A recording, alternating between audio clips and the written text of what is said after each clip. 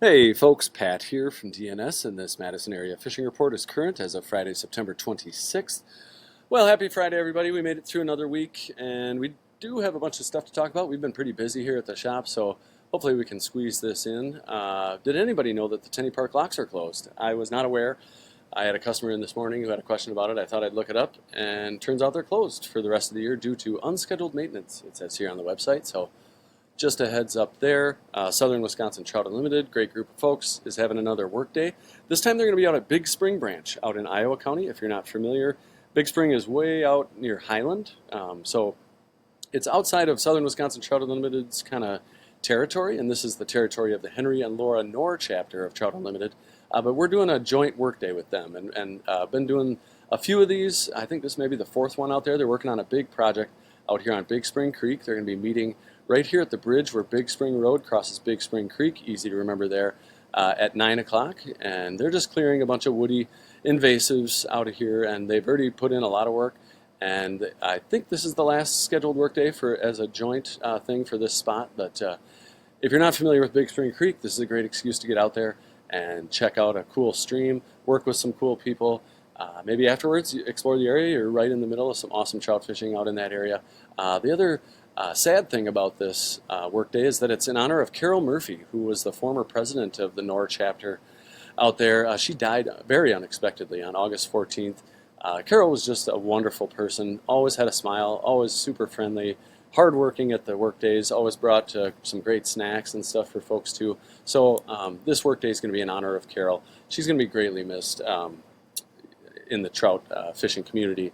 And so this is just to kind of honor her. They're going to be cooking some brats and stuff afterwards. So yeah, swing out there tomorrow, 9 to noon at Big Spring Branch, right where Big Spring Road crosses, and help Trout Unlimited help the trout. So also tomorrow, Gary Huffman Memorial Pit Tag Challenge is an event from the Capital City chapter of Muskies Inc. being hosted at Olbrich Park. They're going to be out on Lake Monona catching muskies, and they're specifically trying to catch ones that have pit tags to record that information, and they give that to the DNR, and they can kind of keep track of how fish are growing and where they're moving and stuff like that. So you can go on the Capital City Muskies Inc.org and register for the event. They're going to have some food and stuff afterwards, and yeah, look, it sounds like a lot of fun. It also benefits science, and it's a fundraiser for a great club. So 3 reasons to get over there and check that out tomorrow.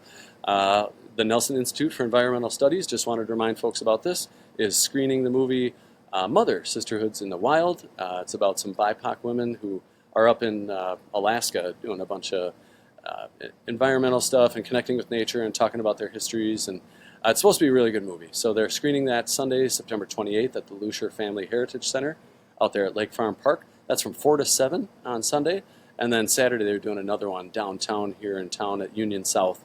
And that's on Monday from 6:30 to 8:15. And I guess they got some kind of panel or something with the director. And yeah, it's supposed to be a really good movie, and you should check it out. Sounds cool.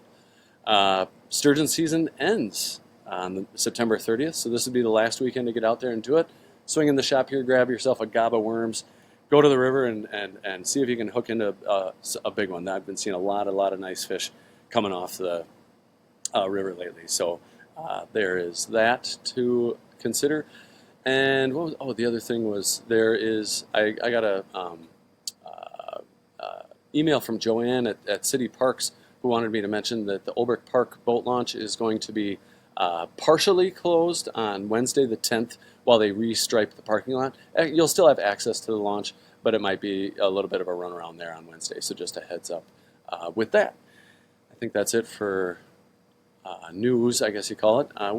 We are going to be talking, this is a little shop news here, we're going to be talking about gene rigs, we're going to be talking about Monona rigs like I have for a while. It's basically just some kind of a sinker with some kind of a jig below it with some kind of bait on it. So you can rig it lots of ways, and I've talked about them for weeks here, and we'll be talking about them again because weed lines are a thing still, and fish are on them. Also got salmon stuff in. I mentioned this last week, but we got soft beads, we got hard beads, pegs, floats. Swing on in. We're going to be talking about salmon later in the report too. We also have suckers, musky suckers in. So I only have a few left right now, and I hope I get some more today. I guess I'm not sure. My bait guy wasn't very clear on how many musky suckers he had available. So Might want to call ahead, but we do have large suckers, if not the musky size ones. Lakeview Church up the street's having a blood drive September 30th. There's a poster for the skate park project I've been working on, feels like my whole life. And the Lakeview Library Read to a Dog event, October 4th. If you have an event you'd like to promote, swing in and you can hang up a poster. We're happy to do that, especially if it's in the neighborhood or fishing related. We can get into the report here now. I didn't see any tournaments on the DNR website, but like I said, the Madison Muskies Inc. Is hosting their tournament on Monona on Saturday. But I didn't see any other tournaments, so things are definitely winding down in that respect. Weather-wise this last week, we had some pretty gorgeous weather here in town. It cooled down from what we had in the 80s last week. We had nice 70s this week, but it's still, kind of warm for this time of year. Looks like it's going to warm up this weekend and into next week. It's going to be in the 80s. And then I didn't see highs below 70 for the foreseeable future extended forecast out there. So, still a little warm. The cool nights have been bringing temps down. The Mendota buoy is reading, 70.3 degrees right now, which is down 3 degrees from where we were last week. So the cool nights, we have temps in the 50s pretty much every night. So that definitely helps cool things down. So, but yeah, we'll be complaining about the cold here before we know it. So I guess enjoy it while it lasts. As far as water quality goes, that was a big part of last week's report. Had a lot of algae. It sounds like a lot of that has improved significantly from where we were last week. Mendota sounds like it's in excellent condition from what I hear. I was talking with Noah Humfeld the other day. He was saying Monona and Wabisa are totally fine. I was talking with Paul Zock, was down on Kegonza the other day, and he said it's still green, but it's nowhere near as bad as it was, and that's probably just the water, kind of flushing itself out of the system. But anyway, the algae sounds like is behind us, and I guess they could pop back up. I'd be surprised if it did, though. We should be good for the rest of the year. As far as fishing goes, with the temps cooling off a bit since last week and the water clearing up, both anglers and fish have been in a much better mood. Although the weeds are starting to die back, they're still pretty thick in many shallow areas around town, so shore fishing for panfish can be a challenge. If you can find pockets in the weeds or places where the weed cutters have been through, you can still find fish for sure. If you're in a boat, though, fishing outside weed edges would be good for most species of fish, but especially bluegills, although they are still being found on mid-lake humps, and a few still suspending out over deep water. A lot of those fish are starting to move into weed lines, though. For any gills, anywhere you fish them, spikes, waxworms on an ice jig, redworms on a little bit bigger jig is still working great. You might run into a few crappie on a weed edge. If you're targeting crappies, crappie minnows or a small minnow-shaped plastic on a jig under a bobber is a pretty safe bet. The perch front remains quiet. I hear about a few fish being picked up here and there. Nothing impressive and certainly nothing consistent. Weed lines are a good place to start, and redworms have been working great. Largemouth bass anglers have been doing well up shallow with any number of presentations, but again, with the weeds being thick, weedless plastics and topwater frogs are probably going to be your best bet there. On the game fish side of things, like I mentioned last week, we're transitioning from crawlers to minnows now. Large fatheads are working well, but especially blacktail chubs are working well for smallmouth bass and walleye. The walleye bite around town continues to get better. Walleye fishing from shore has been tough all summer for with the weeds and water temps being high. But I have heard about some fish being picked up at night from the folks fishing the breakwalls or anywhere from shore, really, as long as you can get away from a lot of the floating weeds that sound like they're dying off and blowing into places. But if you're in a boat, work weed lines on chalky, rocky shoreline breaks near shallow flats during the day. Move up on those flats during low light periods. Otherwise, working weed edges or right in the weeds on mid-lake humps has been very productive lately. No matter where you fish on the live bait side of things, night crawlers, like I said, are still working, but we're definitely switching over to minnows. If it's pike you're after, they'll grab just about any shiny lure you throw at them. But our large shiners or pike suckers are a great choice on the live bait side. Weed lines are your best place to start for those fish. Muskie action's been much better now that the water's cleared up, and we do have muskie suckers in stock, like I mentioned. As for trout, I'll talk a lot about it at the end of the report, like I always do, but area creeks are in great shape. The trout are definitely keyed in on hoppers right now, and it's a great time. We got 19 days left. Get out there and enjoy the trout season before it closes. Otherwise, up here on Cherokee, it's still very weedy up there, but the weeds are coming down. I drove by the other day; it didn't look too bad. Still, topwater frog or weedless plastics are probably the move up there. Otherwise, you can launch at School Road Launch. As always, get out in the channel. You can have good casting for bass if you can keep the small pike off your line, and of course, panfish up there. Speaking of panfish, I've been hearing about good panfish action at the 113 bridge. A lot of gills and some decent sized ones, some crappies as well. And a couple people said they got into some perch pretty randomly down there. So, and of course, you'll get bass, walleye, pike, maybe a catfish down there too. You just never really know. It's great multi mixed bag spot, I should say. The catfish, like I say every week, are just out in the main lake now, just kind of cruising around, picking up whatever, bulking up for winter. And folks are still getting them on crawlers for sure. We're going to be seeing a switch, though, to cut bait here pretty soon as they continue to bulk up. But as far as rest of fishing goes on Lake Monona, like I said, the water is definitely in a lot better shape. Weed lines are likely your best chance to find most fish, especially bluegills. I'm hearing about good numbers of gills on mid-lake humps as well. You might stumble upon a crappie on weed lines. I don't hear about many. And like I said, the perch bite's been slow. Most of the perch I've been hearing about getting caught are found on weed lines, but also out to as deep as 20 feet of water. Largemouth bass are active up shallow in the weeds. Smallmouth bass, any rocky shoreline break areas like Maple Bluff, Governor's Island, Picnic Point, Fox Bluff. Just look at a lake map and find a steep drop off, and you'll likely find smallies. Kind of the same thing with the walleyes. They're hanging out in those shoreline breaks, weed lines on shoreline breaks near shallow flats, but also on mid-lake humps. They're hanging out there with the gills. So when I say mid-lake humps, I mean Dunn's Bar, Brearley Bars, Second Point, Commodore Bar. But you'll find them, on steep shoreline breaks, like I said, as well. Pike pretty much everywhere. I'd focus on weed edges for them. Tenny Breakwall's been seeing a nice mixed bag of fish still, kind of as always. I heard about some smallmouth, pike, a few gar still running around down there.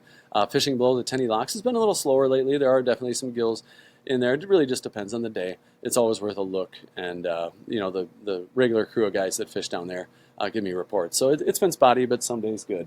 Otherwise, down the river, where the river dumps out down here, a great place to catch just about anything. Fish are attracted to that current. And as we get into fall here, it's a great place to cast for walleyes, especially at night. Otherwise, on Lake Monona, weed lines, find a weed edge. You're going to probably find some bluegills. They've also been getting good gills on some of the mid-lake humps like the rock pile down here, the Capital Bar, whatever you want to call it, mid-lake bar out here, and Medical Bar.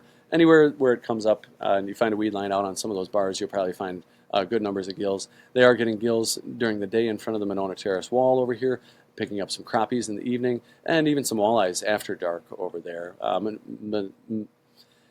can spit this out. Monona Bay has had a weed cutter in there all summer, so that they've had less weeds than most places, so you can find some good casting in there. I know they've been getting some bass, and bluegills are in there, and the crappies and bluegills are going to start pouring in there once we start to cool down and get into fall here. Otherwise, Wingra, bunch of tiny gills over there. Have you heard the bass action's been picking up pretty good? Haven't heard anything on the muskie front. It's still pretty weedy from what I hear. Otherwise, Turville Bay over here, Weechawuk Bay, and you find some pockets in the weeds. You find a weed edge, you're going to find some panfish.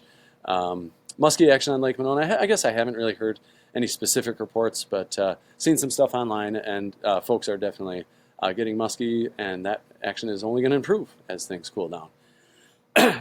Down here on Upper Mud, it's nice that the green water's cleared out. Fish the dredge hole if you're looking for panfish. Find a weed edge out there, or they might be suspended over that deeper water. Otherwise, the shallow flats around there for largemouth bass. Same thing on the north and south ends of Waubesa. Find a weed edge. You're going to probably find some bluegills and some panfish. Bass up shallow in the weeds. Haven't heard much in the way of muskies. I think I heard one guy was saying he got a nice muskie down on Waubesa. Otherwise, the walleye action down off Babcock and Bible Camp area out here has been pretty good. It sounds like the fish are out a little bit deeper. You might want to look at 20 feet or even a little deeper for some of those fish. Also off Hog Island's been good. Fish Camp County Park down here. I've heard about a nice white bass bite down there. So if you can find the seagulls, you'll probably find white bass. So white bass, think what you want about them. They can kind of take over a lake. So I'm all for anybody going down there. And there's no size limit, no bag limit on them. Get down there. And they're actually pretty good eating. You put them on ice right away. Get down there and clear some of those fish out while they're easy to target. But also a good bluegill bite on weed edges. And I've heard about some fish being caught suspended out there as well. And some walleye below the, actually it was just one report I heard south of the state park there. Otherwise, Koshkonong, online folks tell me they're getting white bass and walleye out on the main lake. Otherwise in the rivers, Indian Ford Dam. I haven't heard anything off Indian Ford actually in a couple weeks, but Jefferson Dam's got some good catfish action up there, some good eater size. Haven't heard about any big flatheads like I do usually this time of year. But otherwise, in Fort Atkinson, I've been hearing about some white bass and crappie still hanging out over there. Beaver Dam's got a great catfish bite still going on. If you want to fill a cooler with some great eater-sized catfish, head over there. Otherwise, on the Wisconsin River, river levels are down to their seasonal levels, so they're low. But that happens every year. This time of year, river runs low. So you're going to want to look, if you're looking for bass and walleye, you're going to want to look to deeper water. Where do you find deeper water? Outside bends. You find it on the downstream side of sandbars. Wood along shorelines, great for bass. Deeper holes tend to wash out below bridges, are great places to look. Train trestles, stuff like that. So anywhere you can find even slightly deeper water, you're likely going to find fish up and down the river. Otherwise, if you just want to make it easy, just fish dams. You'll find a nice mixed bag of fish. Sturgeon anglers have been fishing dams like Prairie du Sac and up all the way up and down the river and doing well. Lake Wisconsin, I haven't heard much in the way of walleye action other than some small fish. Sounds like the panfish bite's been good in some of the shallow bays. I've heard about a decent perch bite up there and some decent size. Bass action up close to shore. Sounds like it's been good on Lake Wisconsin. Otherwise, yeah, up and down the river, great smallmouth action right now. Those fish are bulking up for winter, chasing big schools of shad around. It's a great time. You find them busting schools on the surface, you cast right into that, and you will hold on. You better hold on to your rod. Dells Dam, I guess I haven't heard about anything specific there. Castle Rock and Pete and Well dams, same thing. You can find sturgeon there. You can find giant catfish. You can find bass and walleye, a little bit of everything at a dam, especially this time of year. Haven't heard much off the river. Folks on the Clements barge over there sound like they're getting a few walleye, but otherwise, sturgeon and a nice bag of river fish, drum, and stuff, carp. You really never know, but some nice walleyes I saw. Otherwise, over on the East Coast, the salmon run is underway inside the harbor here. I haven't heard about. Oh, they are still getting some fish out in the harbor. Sounds like they are getting a lot of fish. Some nice kings in kind of the mouth of the river down here under the Hone Bridge, in this slower, deeper water in here, which means those fish are just kind of staging there. And once we get a decent rain, they're just going to push right up the rivers here. So there are some fish in the river from what I hear, but we need a little more rain to get that big push going up the rivers. And I'll do my best to keep you tuned into that as best I can. Otherwise, yeah, man, it is, like I said, I think it's the 19 days left in the trout season. We've got some gorgeous weather ahead. Please do me a favor and get out there and enjoy it. We'll do our Happy Fly Day feature here. So yeah, same thing as always. Nymphs, woolly buggers and stuff are going to work no matter where you fish. If the fish aren't looking up, you can always try these. But I have been noticing some better blue-winged olive hatches coming off, even in the middle of the day. I've heard about caddis hatches in the evenings. And actually, I did see a couple caddis when I was out this last weekend. I did very well out there. You can cast terrestrials all you want. They're definitely still looking up for those. The trout are just bulking up for the spawn. So browns and brook trout spawn in the fall, and they're hungry, trying to bulk up for that activity. But honestly, hoppers are what they're really keyed in on right now. I had a great weekend fishing hoppers, and you should swing in the shop here and grab some of those. Otherwise, if you're on the spinning gear side of things, Rapalas, Husky Jerks, Countdowns all work really well. If you got, spinners like Panther Martins are great.